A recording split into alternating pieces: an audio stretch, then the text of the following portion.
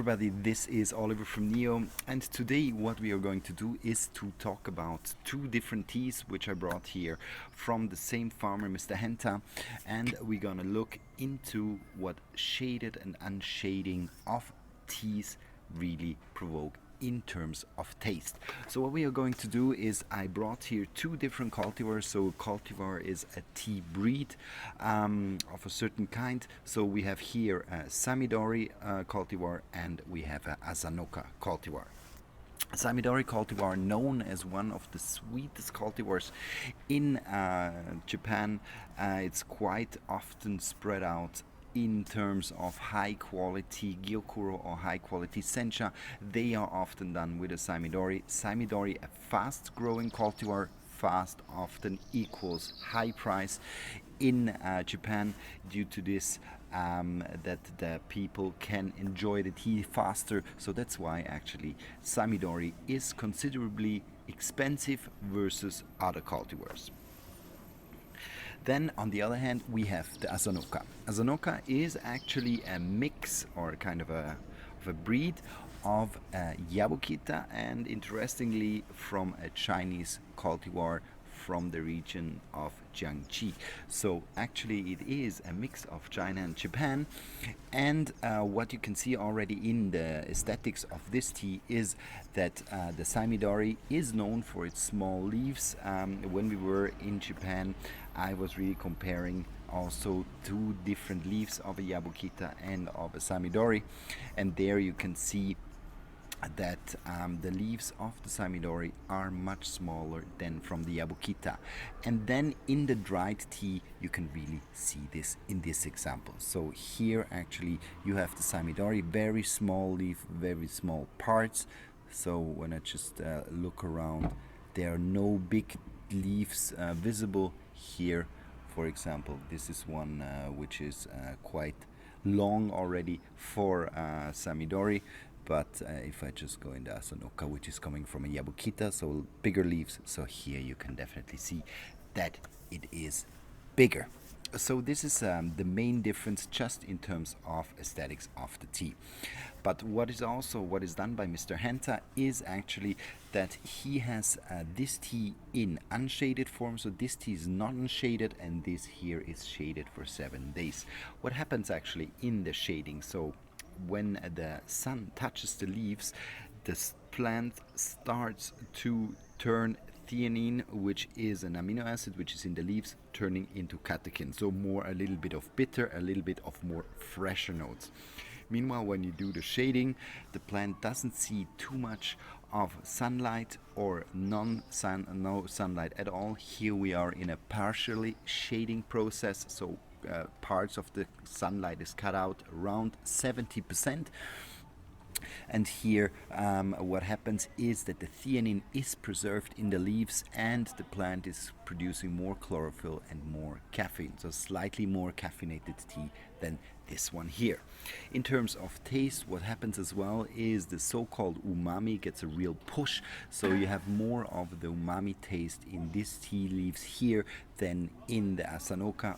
This is now what I want to find out, is what is actually the taste difference of these two teas, non-shaded Asanoka cultivar versus a shaded Samidori cultivar.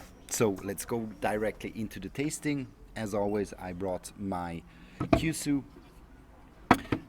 two times the same amount of tea, and we just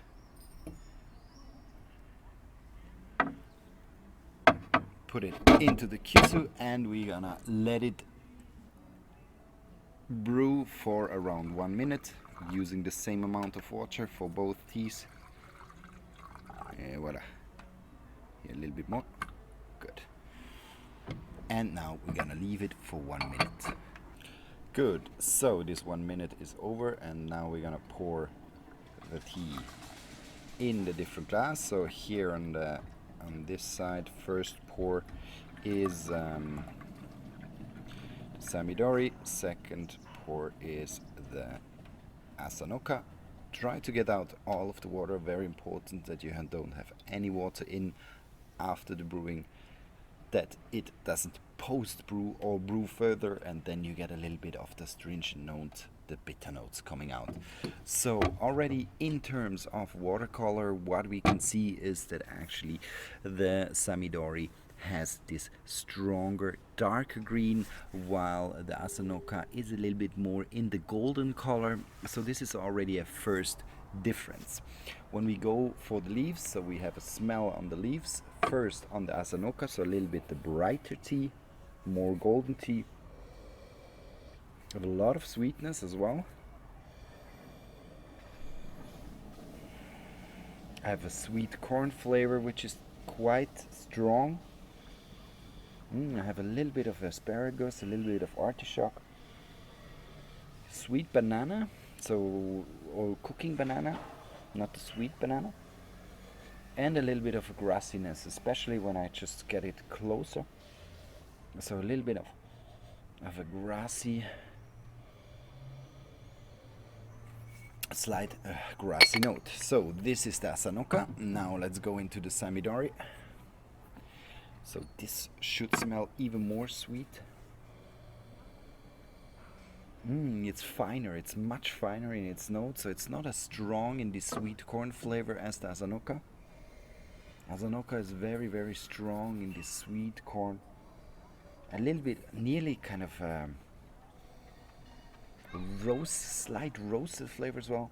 The Asanoka now in comparison to the Samidori. Samidori showing much more sweetness, seems much more delicate. I don't have the grassy note, so here I have much more of the grassy note. Kind of the sweet almondy or even the almond butter note I get. So this one goes much more into the nuttiness, while here I have some fruit aspects. So with the Asanoka I have some fruit aspects in the tea. Meanwhile the Samidori really goes a little bit more in this nutty flavor. But now I'm curious to see how the taste of these two teas is. First we go for the Asanoka.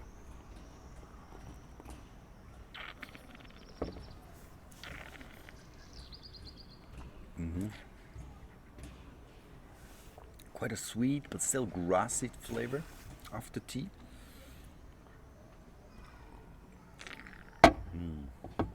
It's very sweet, but it doesn't have this kind of a little bit of a brothy taste. It's a little bit of the theanine is still kicking in, but very much later than in the top notes. They're really kind of this grassy, vegetal, a little bit of a citrusy note.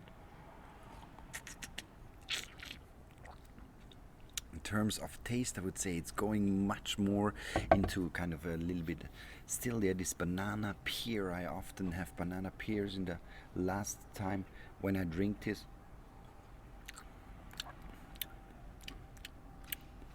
And quite a good grassiness of this tea. So quite interesting in terms of the grassy flavor, a little bit of fruitiness, a little bit of the savory taste, but not very much pronounced. What is impressive about this tea is that it really has kind of a fresh aspect, but without being bitter. So for a non-shaded tea, I must say very interesting, as it doesn't show any of its bitterness. So let's go for the sweet Samidori.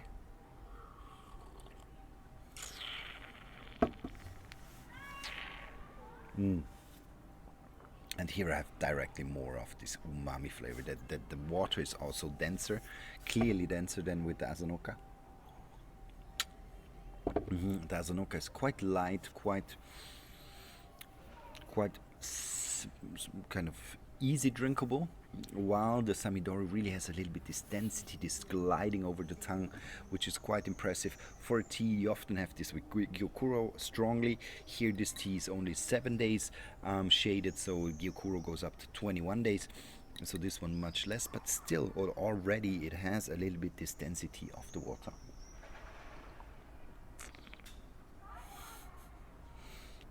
My flatmate cleaning the apartment. So this tea here really shows much more of this kind of this deep, sweet, corny side, no grassiness at all, going a little bit into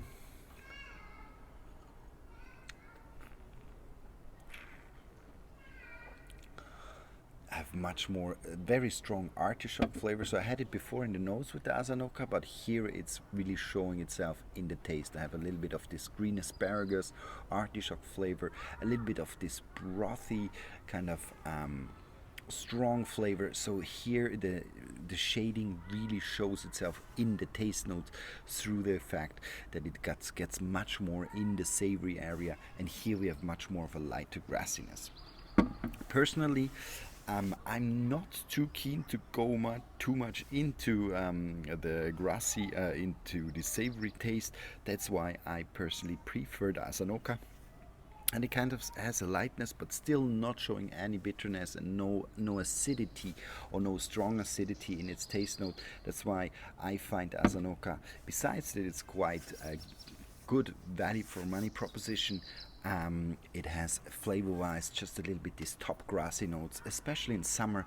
I'm looking a little bit for this grass or lighter grassy note tones, and this I definitely get this from the Asanoka. Good. I think this was this short comparison. Thank you a lot for being a part of this video and letting me know. If you have any questions, never hesitate to ask. And if you haven't subscribed to our channel, do it now. We will continue doing videos about organic Japanese tea.